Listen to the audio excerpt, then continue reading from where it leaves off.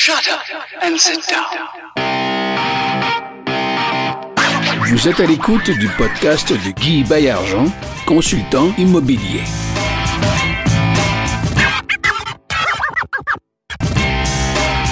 Salut tout le monde, c'est Guy Baillargeon au micro de Ensemble, on va plus loin. C'est un podcast, ça va être le 5e aujourd'hui. Alors aujourd'hui, je suis avec Jocelyn Grégoire. Salut Jocelyn, ça va bien? Salut Guy. Yes. Jocelyn, je vais essayer de décrire tes réalisations des 10 dernières années. On pourrait remonter un petit peu plus loin, mais on va faire les 10. On irait loin pas mal. Pour commencer. Oui. Alors, fondateur de Sanma Finance, Yes.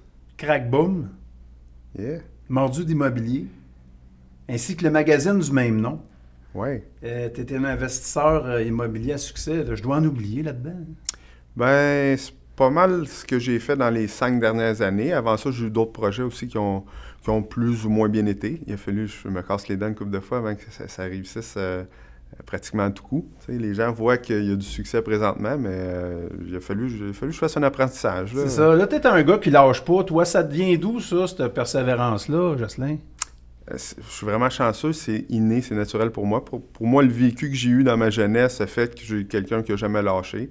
J'ai une nature aussi très optimiste. Je vois le verre toujours à moitié plein et non à moitié vide. Donc, quand je vois un problème, ben, je cherche la solution. Je ne focus pas sur le problème. Je pense que c'est une des caractéristiques qui me permet d'avancer quand même assez vite. C'est que, tu sais, aussitôt que tu te mets à focuser sur le problème, ben, il n'y a rien qui avance.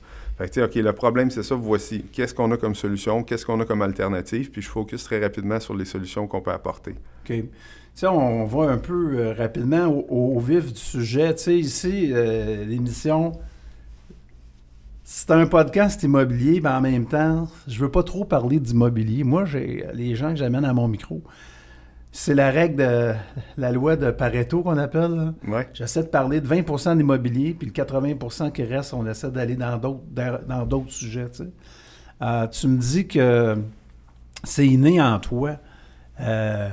J'ai-tu le droit de ne pas être d'accord? Non, oui, tu peux Dans le être pas sens d'accord, que, c'est ça. est-ce que ça serait peut-être... Je te donne une hypothèse comme ça. Là. Est-ce que c'est possible que tu aurais développé ces aptitudes-là tu sais, dans ta tendre enfance, etc.? Parce que... Ben, quand je dis c'est inné, c'est que j'ai pas eu à forcer ce côté-là de moi. Il y a d'autres côtés où il a fallu que je me force. La discipline, ça a toujours été très difficile quand j'étais plus jeune. J'étais très indiscipliné. Puis, tu sais, ça a pris jusqu'à milieu de ma trentaine ou au début de ma trentaine là, à ce que j'arrive à être vraiment discipliné.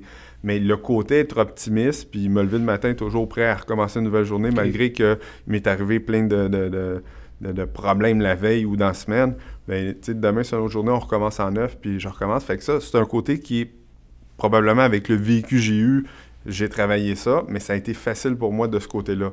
Contrairement à la discipline, où ce qu'il a fallu, je me trouve des systèmes pour me discipliner. Oui. Tu sais, l'entraînement, là, je m'entraîne plus beaucoup, je consacre. C'est un choix. C'est pas je m'entraîne plus beaucoup par manque de discipline, c'est un choix. Mais l'entraînement, ça a été une façon de me discipliner, voir les résultats, mesurer mes résultats. J'ai trouvé plein d'outils qui m'ont permis avec le temps de me discipliner. Côté business, ben, je fais mon bilan minimum 2 fois par année. Chaque fois que je suis dans un avion, si tu me vois sur un laptop, 90% de chance, ben, en tout cas à l'aller, 90% de chance, je suis en train de faire mon bilan. Parce que quand tu es en affaires, à un moment donné, tu réinvestis tout le temps ton argent. Puis là, tu as toujours l'impression, tu te dis, mais pourquoi je fais ça finalement? Fait qu'en prenant un temps d'arrêt, puis en faisant ton bilan, là, tu te dis, finalement, mon bilan s'est amélioré. Il y a 6 mois, je me souviens c'était quoi, parce qu'il était enregistré, puis je pars de celui-là, puis je crée. Fait que, tu sais, à tous les 6 mois, j'ai un bilan. Fait que j'ai un onglet dans ma base de données où j'ai tous les bilans. Ça fait peut-être 8 ans que je fais ça. Fait que je peux voir la progression, je peux savoir quelle demi-année a été le plus profitable pour moi. Fait que, tu sais, quand tu as des petits moments de découragement, puis tu dis, il me semble là, que je travaille fort pour peu de résultats. Mais tu regardes tes 2-3 derniers bilans, tu fais, je suis passé de là à là à là. Fait que là, tu te dis, ça valait la peine ce que je faisais, je le fais pas pour rien, puis ça donne l'énergie pour continuer. Bon, mais ceux là, qui n'auraient pas saisi l'importance de ce que Jocelyn vient de nous dire, rembobiner les 2 dernières minutes puis réécouter-le, ça vaut vraiment la peine de faire ça. C'est vraiment un des trucs qui m'a permis d'avancer rapidement. Oui, vraiment bon. Tu crois-tu à ça, la loi de l'attraction? Oui, beaucoup. J'ai jamais lu le livre au complet, je sais pas pourquoi, mais j'ai passé, tu sais, j'ai vu le film par séquence. Oui. Mais c'est des principes, comme je te dis, comme le côté toujours optimiste, c'est des principes naturels, mais j'aurais vraiment aimé comprendre ça à 14, 15, 16 ans, tu sais, quand on est amené à faire les premiers choix dans notre vie, là, qui vont déterminer qu'est-ce qui va être les prochaines années, parce que on fait des choix de notre plus tendre enfance, mais je pense que c'est à 14, 15, 16 ans qu'on fait des choix, tu sais, quelle étude je vais faire, dans quoi je m'enligne, puis si tu fais les mauvais choix à ce moment-là, ben, c'est du temps que tu perds après. Je regrette pas ce que j'ai fait, mais tu sais, si j'avais eu les connaissances que j'ai aujourd'hui à ce moment-là, j'aurais avancé beaucoup plus vite. Ça, le développement se serait fait mieux. Ouais, c'est vrai. Mais j'avais pas l'expérience, puis j'avais pas le vécu. Donc, tu sais, un dans l'autre, je regrette rien. C'est ça. Sauf que souvent, ça me passe par l'idée de dire, mon Dieu, si j'avais su ça à 15 ans, si j'avais pensé ça, ben, j'ai un fils de 19 aussi. Là, je le regarde, puis là, je fais, ben, je peux pas choisir à sa place. Il doit se casser les dents. Puis des fois, de discussion avec sa mère, qui fait, ouais, là, qu'est-ce qu'on fait? Ben, laisse-le se casser les dents, pas le choix. Ben oui. C'est là que tu apprends le plus quand ça fait mal. Si ça fait pas mal, puis il y a tout le temps quelqu'un pour t'aider ou te reprendre, ou tu n'avanceras pas. Tu vas avancer quand tu vas te casser les dents, quand quand ça va faire mal, évidemment. Tout à fait. Même chose quand tu t'entraînes, tu sais. C'est quel push-up qui paye? C'est celle qui fait mal. Ouais. Donc, c'est la dernière, celle qui fait mal. Celle que tu pensais pas être capable de faire puis que tu as fait, c'est celle-là qui paye le plus. La première push-up, si tu arrêtes là, ben tu te rendras jamais compte que tu as fait de l'exercice. Tu sais, c'est la 10e, la 12e, je sais pas combien tu es capable d'en faire. Moi, ça doit être très peu présentement. Là. Le extra mile. Exactement. L'extra mile, il est vraiment super important. Puis ça, c'est une autre chose que, tu sais, je me suis discipliné et j'ai appris rapidement. C'est une fois que tu dis, OK, j'en ai assez fait, là. Mais je prends tout le temps de faire un tour d'horizon. Y a-tu de quoi ça me tente encore de faire? Tu sais, je suis fatigué, il est 7-8 heures le soir, je suis au bureau, je suis tout seul, les lumières sont toutes fermées à part dans mon bureau. Puis là, je regarde sur mon bureau, ça, c'est une tâche qui est le fun, je vais la faire ce soir, je suis fatigué, puis ça me tente pas de faire d'autres choses. Fait que je fais ça le lendemain, j'ai une tâche de moins à faire. Fait que le petit extra mile, comme ça, fait une grosse différence. Les gens me disent souvent, comment tu fais pour tout accomplir ça, gérer tout ça? Premièrement, je fais confiance à l'équipe qui est en place. Tu sais, quand tu apprends à lâcher prise, à dire, elle est meilleur que moi dans ce domaine-là, il est meilleur que moi dans ce domaine-là, tu donnes 100% du contrôle de la tâche à cette personne-là. Puis évidemment, sans imposer, mais tu lui suggères ta vision, parce que c'est toi le leader de ton entreprise. Bien, je pense que ça donne des excellents résultats. Donc, si on veut avoir une équipe qui soit gagnante, c'est important de déléguer. Savoir s'entourer. Déléguer les bonnes tâches aux bonnes personnes. Exactement, parce que tu t'entoures des meilleures personnes, mais tu n'envoies pas les tâches aux bonnes personnes, tu n'es pas plus avancé. Fait que tu dois apprendre à connaître ton staff, puis savoir qui va être bon dans quoi. Puis tu fais juste focusser sur toi, tu es bon dans ça, c'est ça que je te donne. Souvent, on fait l'inverse. Hein? Souvent, on regarde quelqu'un, puis on dit je vais t'aider, je vais te montrer. Non, focus sur ce à quoi il est bon. Tu sais, Wayne Gretzky, il n'y a personne qui a demandé de jouer en désavantage numérique. Il est bon en compter de début, puis on lui poussait dans le dos, compte début, tu vas être encore meilleur. Fait que tu sais, si tu focuses sur ses forces, il va être bon. Si tu focuses sur ses faiblesses, puis tu dis, améliore-toi de ce côté-là. Je pense que c'est Gilles Villeneuve, le jeune, ça Jacques. Oui. Jacques Villeneuve, quand il a gagné avec Renault le championnat mondial, l'écurie avait engagé un coach. Puis le coach, je pense que c'est toi qui m'as raconté cette histoire-là. Le coach avait été engagé pour remonter sa confiance. Puis ils ont arrêté d'essayer d'y montrer où ce qui était pas bon, puis ils ont fait focusser où ce qui était bon. Puis c'est comme ça qu'il a gagné, parce qu'il focusait juste sur ce à quoi il était bon. Il y avait des lacunes dans sa conduite, mais il laisse faire les lacunes, puis il fait ce que tu fais de bien. Exact. Puis c'est comme ça qu'il a gagné le championnat. C'est toi qui m'avais raconté cette histoire-là? Non. Non? Je vais être honnête avec un sourire, c'est pas toi? OK. Non. J'en ai des semblables, mais celle-là, c'est pas moi. OK. Ça, c'est une chose, les biographies, ça nous inspire pas mal, je trouve, de pouvoir prendre, non seulement prendre un modèle, mais pouvoir s'inspirer de la vie des autres, tu sais, puis que ça soit... Moi, la meilleure biographie que j'ai lue ever, elle m'a été recommandée par un monsieur, Jean Crispo, un comptable agréé qui a eu beaucoup, beaucoup de succès. Puis à un moment donné, il m'a dit, tout le monde se reconnaît dans cette personne-là, puis c'est la biographie d'André Agassi. Donc, André Agassi, là, qui a eu un parcours très difficile. Je trouvais dur à lire, moi, sa biographie. Son père, c'était un moyen malade, là. Oui, mais c'est un des meilleurs livres que j'ai lus. Il s'entraînait à Vegas, hein, quand il était petit. Exactement. Puis c'est écrit en caractère minuscule, en plus, cette biographie-là. Oui, c'est un livre qui est très lourd, là. Puis tu vois que le gars a eu beaucoup, beaucoup de problèmes, mais il a toujours persévéré, il a toujours foncé. Il haïssait ça, jouer au tennis, je pense. C'est drôle, hein, un champion du monde qui a marqué l'histoire du tennis, qui détestait son sport. Ah ouais, son père, il s'était installé là-bas, il a acheté une maison, parce qu'il y avait un court de tennis en arrière. Le cracheur, ou je sais pas trop, la machine qui envoyait des balles, puis il est obligé de frapper 5000 balles par jour. Écoute. C'est incroyable, là. C'est incroyable, là. Fait que, mais il a jamais lâché, puis il a fini par être champion. Aujourd'hui, il fait ce qu'il veut. Ouais, je pense que oui. Puis toi, la biographie qui t'a inspiré, c'est ça. Est-ce que toi, tu écrirais ta propre biographie un jour? Ça va venir. Je pense que c'est révélateur, tu sais, prendre un temps d'arrêt, puis regarder ce que tu as fait, puis regarder où ce que tu t'en vas, tu sais, je pense que c'est une chose qu'on n'a pas le choix de faire, rendu à un certain niveau d'entrepreneuriat. Tu sais, sans faire une biographie, mettre sur papier où ce que je suis rendu, par où je suis passé, oui, ça, c'est un projet qui m'inspire beaucoup. Je sais pas quand je vais avoir le temps de le faire, mais je sais que je vais le faire à un moment donné. Oui, ou ça pourrait être un entretien écrit. Les Français sont forts là-dessus. L'auteur s'assoit avec la personne, mettons le philosophe, le scientifique, quoi que ce soit, et le livre apporte des entretiens que ces personnes-là ont eus. Ah, ça pourrait être intéressant comme concept. Et là, c'est mis en écrit. Oui, ça pourrait être un concept super intéressant. C'est un format qui fonctionne bien en France. Oui, merci. Parce que tu as l'impression de faire partie de la conversation lorsque tu lis ça, puis tu as l'impression de visualiser, en fait, lorsque les deux personnes étaient assises sur un divan dans un salon ou en train de fumer un bon cigare, quoi que ce soit. Oui, un scotch. Oui, sait-on jamais. T'es-tu un bon compagnon de voyage, toi, Jocelyn Grégoire? Faudrait demander à la gang du Costa Rica au mois de décembre l'an passé. Je pense que oui. OK. Ouais, tu sais, je suis le premier debout, je suis le dernier couché. Je participe à toutes les activités. Je crée des activités, je crée des momentum. Être en voyage comme ça, là, premièrement, c'est le seul temps où je pense plus à rien, là. Fait que, tu sais, on laisse nos problèmes puis notre business dans le coffre de sécurité de la chambre. Ouais. Puis là, je pars le matin, moi, je déjeune, puis je change de temps, puis je fais souvent des groupes organisés comme on a fait avec Groupe Avego, là, au mois de décembre. Là, on est parti, on était 60 entrepreneurs de toutes sortes de catégories. Fait que, tu sais, moi, je trouve ça super stimulant. Je parle de business, mais sans penser à ma business, tu sais. Fait que je suis avec des gens qui me ressemblent. Puis on a passé une semaine extraordinaire, là. Je fais ça très régulièrement. J'ai peut-être une douzaine de voyages comme ça à mon actif. Puis je veux en faire d'autres, là, c'est évident. Fait que si jamais des gens qui me croisent et qui organisent un voyage, je n'ai pas m'en parler, je vais sûrement être partant. Si tu avais un voyage, je te parle d'un voyage nature à faire, là. Je parle pas d'aller dans une destination soleil, là. Mais exemple, aller... Trekking au Machu Picchu.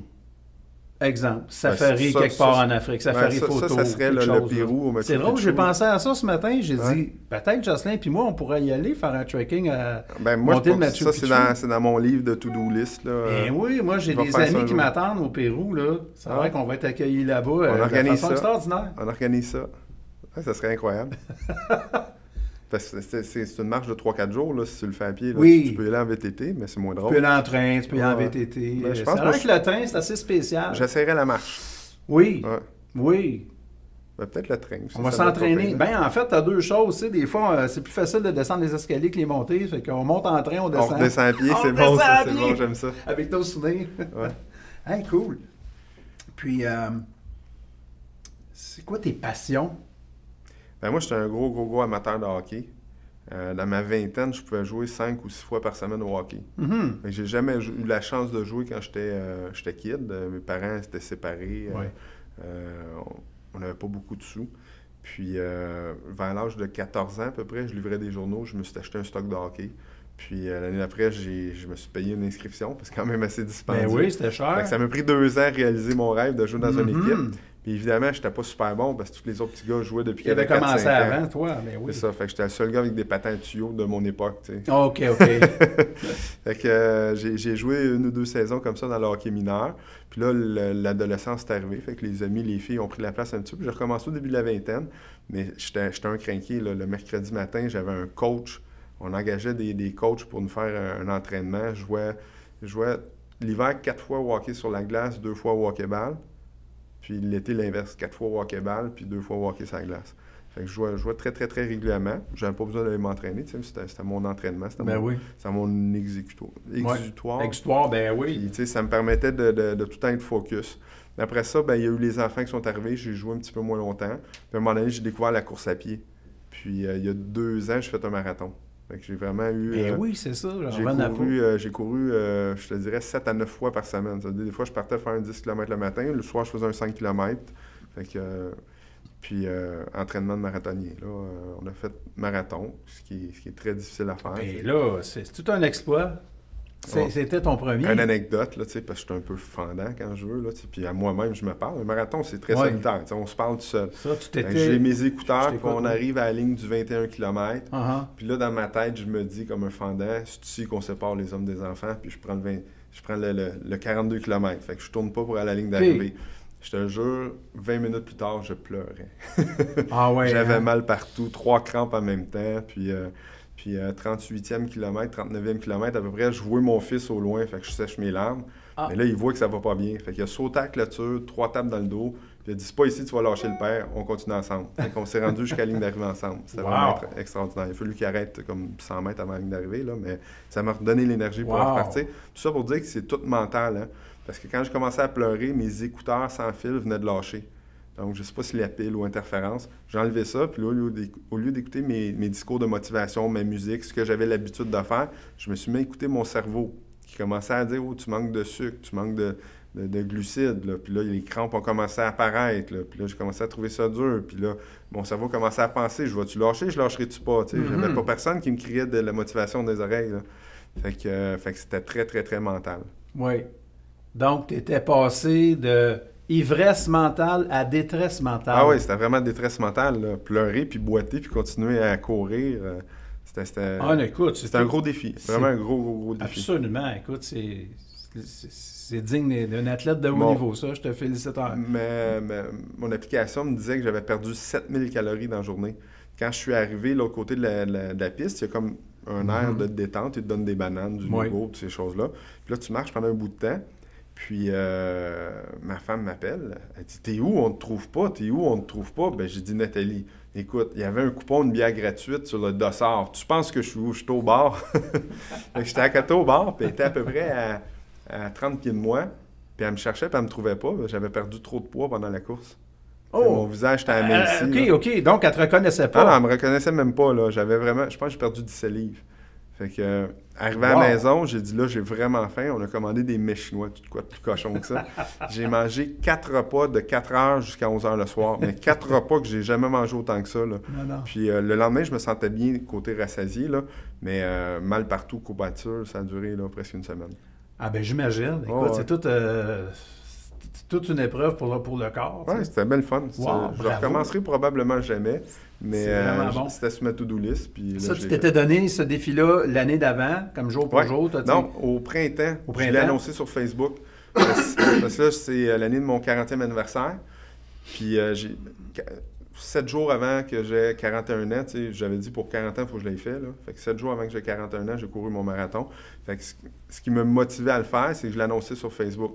J'ai dit, je vous avertis tout de suite, je commence à courir. J'ai pris une photo de moi qui courait. Cette année, je vais courir un marathon. Puis là, il y a plein de monde qui sont venus voir, oh non, 6 mois, c'est passé, tu apprends à courir, ça ne fonctionne pas. J'ai engagé un coach, j'ai couru, j'ai été assidu, j'ai été discipliné, puis je suis passé à travers. Je m'enlignais à le faire pour 3h30. C'est quand je passais à moitié, 3h30 pour un premier marathon, c'est très bon. Finalement, je l'ai fait en 4h22. Okay. La deuxième moitié a été vraiment difficile. Ouais. C'est vraiment... Non, mais encore une fois, c'est super bon. C'est quoi ton rapport à l'argent? Comment tu vois ça? Ma femme dirait, puis ma comptable dirait, je dépense trop. Je suis pas attaché à l'argent, tu sais. Moi, elle est là, elle est faite pour être dépensée. Est-ce que ça te fait plaisir de dépenser de l'argent? Oui, ça me donne un petit flow, ça me fait triper. J'aime ça les bonnes choses, les belles choses. Oui. Des restaurants, goût dispendieux un petit peu des fois, mais tu sais, la vie est courte, hein? Je peux mourir avec 2 millions dans ton compte de banque ou mourir avec 0. Ça veut dire qu'on va s'engager un porteur au Pérou? Oui, c'est ça. on va vivre la grosse vie avec des porteurs. Ils appellent ça des Sherpas. On va s'amener des Sherpas. Exactement. Puis moi, ça me faisait penser Warren Buffett, là, il conduit une auto qui a plusieurs années, puis il habite la même maison, genre depuis 50 ans. Qu'est-ce que tu penses de ça? Ben, moi, c'est un choix personnel? Moi, c'est un choix personnel. Honnêtement, je viens de rénover ma maison, ça faisait 10 ans qu'on était là. Puis j'aurais sûrement eu les moyens de changer de place. Mes enfants sont bien, ma famille est bien. Oui. On est habitués dans nos petites affaires. J'étais à 5 minutes du bureau. Je dis pas que je changerai jamais de maison, mais je suis un gars qui est quand même assez stable de ce côté-là. Donc, j'essaie de garder la stabilité dans ma vie. Là. Fait que, c'est un bon côté pour lui. Puis, tu sais, j'ai vu le reportage sur Warren Buffett. Oui, ça fait 50 ans dans la même maison, mais c'est quand même pas une petite maison. Là. Non, on s'entend. On s'entend qu'il y a toutes les manque de commodités rien. nécessaires, il manque de rien. Là. Même chose pour la voiture, à un moment donné, c'est pas ça qui fait le personnage. Là, s'il y avait une belle et bonne voiture, puis il l'a pas usé beaucoup, je vois pas l'utilité de la changer. Personnellement, je vais pour les locations. Côté fiscal, c'est mieux. Oui. Puis je les change plus souvent pour être certain, parce que, tu sais, on sait bien, là, un auto après 60, 70, 80 000 km commence à avoir des problèmes. Surtout avec nos routes. C'est ça. C'est plus le côté pratique de dire, je suis jamais en panne, tu sais. Fait que j'ai des véhicules qui sont tout le temps récents, mais j'ai pas un véhicule à 100 000 là, non. Je me maintiens là-dessus. Là. Oui. Parfait. Qu'est-ce que tu apporterais avec toi pour un séjour sur une île déserte? Ta liste. Oh! Du scotch? 2-3 affaires, là. Mais là, du scotch, c'est ça. J'aime bien prendre un petit verre. J'aime ça. Un livre que tu amènerais? Un livre que j'amènerais. Un livre que tu as lu que tu as lu ou que tu aimerais lire? Là, je suis en train de lire celui de Manu Lemire. C'est un livre qui me fait réfléchir beaucoup. Il y a une vision de la vie, puis du bonheur, puis des choses que malgré toute l'expérience que je peux avoir, j'avais jamais vu cette optique-là. C'est un bon livre. Tout ce qui est Tony Robbins, pour moi, il réussit à m'exciter, ce gars-là, à un plus haut point, à exciter mon cerveau. Je bois ce qu'il dit. Là. Chacune de ses phrases est toujours bien tempérée, bien mesurée, puis elle me permet de m'élever à un autre niveau. Fait que ça, c'est ma collection Tony Robbins, là, ça, faudrait que je la traîne avec moi. Même si souvent, je trouve que je l'écoute pas assez souvent. Bouteille de scotch, des amis. J'aime ça être avec les gens. Moi, c'est important qu'on communique, qu'on jase, la famille. C'est pareil, là, tu sais. Fait qu'il va y avoir pas mal d'affaires. Ça prend une grosse île. Ça prend une grosse île. Puis, en terminant, Jocelyn, si tu avais un conseil, le conseil à donner aux investisseurs qui nous écoutent, puis qui commencent, puis que parfois, ils ont soit eu un demi-succès ou qui ont peur de débuter ou quoi que ce soit. Ça serait quoi le meilleur conseil que tu pourrais leur donner aujourd'hui, là, en le résumant? Moi, j'ai pas beaucoup d'études à l'école. Tu sais, mes études, là, ça arrêtait avant le cégep. Je me suis inscrit au cégep, j'ai jamais été. Puis, par contre, j'ai toujours été quelqu'un qui s'est auto-éduqué. Lire des livres, aller dans des séminaires, aller dans des conférences, des forums, aller apprendre par vous-même du concret. Tu sais, c'est l'abstrait, c'est les études publiques, là, l'école, le secondaire, le cégep, l'université. Souvent, c'est très abstrait, c'est dans des théories. Ouais. Mais dans le concret, aller parler à des gens qui ont eu du succès, je pense que beaucoup de mon succès, je le dois parce que j'ai écouté beaucoup les gens plus âgés, les gens qui ont passé avant moi. Quand tu jases avec ces gens-là, tu as 2 oreilles et une bouche, écoute 2 fois plus que tu parles, pose les bonnes questions pour qu'ils te donnent beaucoup de jus. Donc, s'éduquer pour commencer par soi-même, puis ne jamais lâcher. Il y a une image, moi, qui me revient tout le temps, puis j'aimerais ça en trouver une un petit peu plus fashion. Là. S'il y a un artiste à l'écoute qui pourrait m'envoyer ça, là, on a vu sur Facebook les chasseurs de diamants avec leur pic. Puis là, tu vois la mine de diamants. Ouais. Il y en a un qui revient d'abord, il est à 2 pouces de la mine de diamants. Mais tu perds aussitôt que tu abandonnes. Oui. Change ton fusil d'épaule, change de porte, change de direction, mais abandonne pas. T'sais. Si tu as un bon plan, tu as une vision précise de ce que tu veux faire, il faut que tu continues dans cette direction-là jusqu'à temps que ça rapporte. Parce que le seul moment où ce que tu vas perdre, c'est la journée que tu vas abandonner. Fait que faut juste que tu changes la direction, tu changes ton fusil d'épaule, tu changes de porte à frapper, tu changes de partenaire des fois. Mais si tu as un projet qui est viable, qui est intelligent, puis quand tu l'analyses dans tous les sens, tu te dis « je comprends pas pourquoi que ça marche pas », c'est pas que ça marche pas. Garde une belle attitude, puis continue à foncer, c'est sûr que ça va finir. Le temps, c'est difficile en le regardant en avant. Tu sais, regardez ce que tu as accompli en arrière. Ça revient à mon bilan du début de l'entrevue. Oui. Ben, tu sais, quand tu regardes en arrière, tu te motives à aller plus loin. Puis c'est peut-être pour ça que j'arrête pas. Ben, je recommanderais peut-être ça aussi aux gens. Assurez-vous de regarder ce que vous avez accompli. Tu sais, on est parti de 0, on est rendu là. Puis tous les projets que j'ai faits, donc Crackboom, tu sais, Crackboom, c'est un méga succès. Mais tabarouette, il y a plein de temps, ce qu'on a dit, on s'en va, requestionnement, repositionnement, on s'en va-tu dans la bonne voie, on fait ça la bonne chose? Puis on a tellement changé notre fusil d'épaule souvent. Oui. Puis là, on dit, tabarouette, c'est là que ça rapporte, là. Tu sais, là, ça rapporte, là. Là, on a la vision, on a l'équipe de vente, on a les gens autour de nous, puis on n'a pas lâché. Il y a plein de gens qui, si on avait suivi, tu sais, il y a plein de gens qui ont fait, ça ne marchera pas, ça. Il y a des gens à qui je vais faire des parts dans l'entreprise au début, là, ils se mordent les doigts. Là. On arrive à 400 écrans à travers le Québec, on a 70 employés, pas employés, partenaires, parce que c'est un système de franchise. Oui, d'accord. Fait que tous ces gens-là, là, ben, ils croient à notre projet. Ben, c'est avec eux autres qu'on veut travailler. Tous ceux qui n'ont pas cru au projet, là, ça m'a découragé tout le long. Mon rôle à moi dans cette entreprise-là, c'est d'aller chercher les meilleurs partenaires possibles. Fait que, tu sais, j'en rencontre 10 pour en avoir un qui, finalement, il passe à travers le réseau de sélection, puis on le rentre. Mais si les 9, tu sais, sur les 9 candidats, bien, il y en a plein, 50% ont fait comme « Ah, c'est pas pour moi ça, fait que je vais détruire le projet ». Fait que si je m'étais arrêté à eux autres, là, on n'aurait jamais eu autant de partenaires. 32 franchisés, 6 en financement présentement. On a 30 au Québec, 2 en Ontario en 18 mois. Fait que c'est vraiment exceptionnel ce qu'on a fait. Oui. Puis c'est toute une équipe qui est là-dessus. Puis encore, je le disais tantôt, les bonnes personnes aux bons endroits.